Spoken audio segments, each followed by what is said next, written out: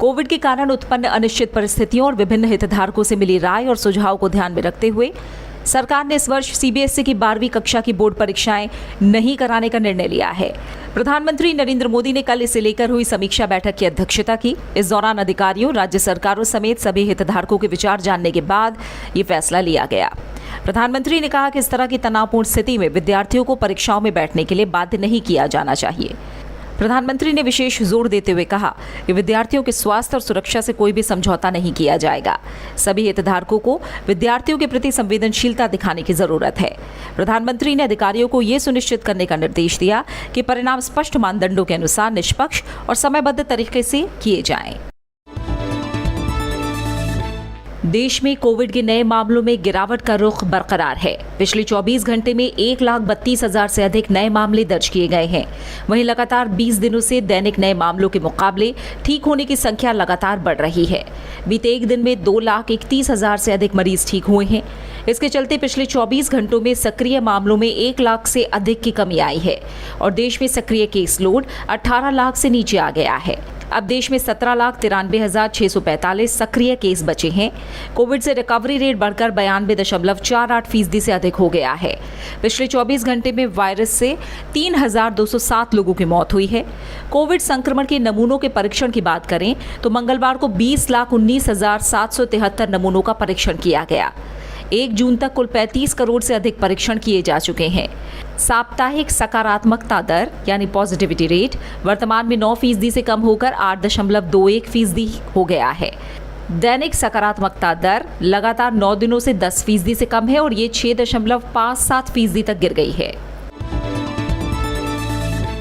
देश में अब तक 21 करोड़ 85 लाख से अधिक लोगों को कोविड टीके लगाए जा चुके हैं। इनमें 98 लाख से ज्यादा स्वास्थ्य कर्मियों को पहली और 68 लाख से ज्यादा स्वास्थ्य कर्मियों को टीके की दूसरी खुराक दी गई है।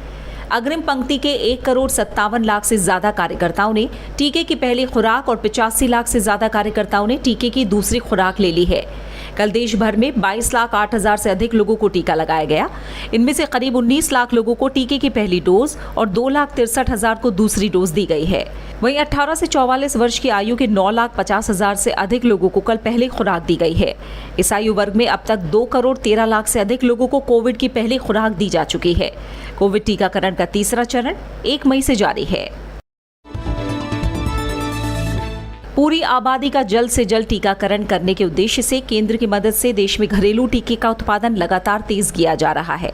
इस पहल में 3 सार्वजनिक उद्यमों को जैव प्रौद्योगिकी विभाग की ओर से आत्मनिर्भर भारत 3 मिशन कोविड सुरक्षा के तहत मदद की जा रही है, जिसमें Haffkine biopharmaceutical corporation limited Mumbai, Indian immunological limited Hyderabad और Bharat immunological and biological limited Bulandshahr शामिल है। कोवैक्सीन की निर्माता कंपनी भारत बायोटेक लिमिटेड के साथ प्रौद्योगिकी हस्तांतरण व्यवस्था के तहत इन 3 कंपनियों में कोविड वैक्सीन बनाई जाएगी।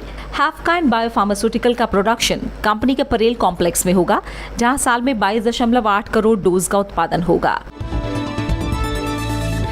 अब आरोग्य सेतु ऐप से कोरोना वैक्सीनेशन का स्टेटस भी पता किया जा सकता है। जिन लोगों ने कोविड वैक्सीन की दोनों खुराक ले ली हैं, उन्हें ऐप के होम पेज पर ब्लू शील्ड मिलेगा। आरोग्य सेतु के उपयोगकर्ताओं और 2 ब्लू टिक के साथ ये ब्लू शील्ड दिखाई देगा। ये सुविधा लोग टीके की खुराक के 14 दिन के बाद ही देख पाएंगे। कोई भी उपयोगकर्ता अपने मोबाइल पर टीकाकरण स्टेटस अपडेट कर सकेगा। सरकार के मुताबिक ये सुविधा कहीं सफर करने पर वैक्सीनेशन की स्थिति की जांच को आसान बना देगी। टीकाकरण का स्टेटस कोविन पंजीकरण के लिए उपयोग किए गए मोबाइल नंबर के जरिए अपडेट किया जा सकता है। आरोग्य सेतु ऐप पर सेल्फ असेसमेंट करने पर जिन लोगों ने कोरोना वैक्सीन की कम से कम 1 डोज ली है, उन्हें आरोग्य सेतु की होम स्क्रीन पर पार्शियली वैक्सीनेशन और वैक्सीनेटेड का टैब मिलेगा।